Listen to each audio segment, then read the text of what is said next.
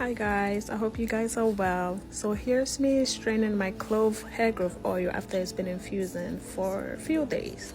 So after I strained it, I noticed that I had like leftover ingredients in the oil, which I did not want.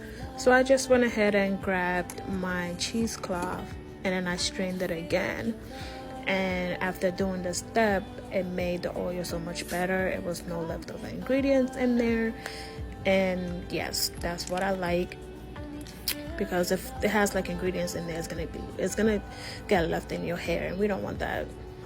So this is how your oil should look like after you've strained it, you guys. Okay, and then this oil, you can use it on your hair, you can use it as a hot oil treatment, especially if you experience low hair growth, if you experience bald spots, bald patches, thin edges. Apply the oil on that spot 1 to 2 times daily and you're gonna get results. Love it. Bye.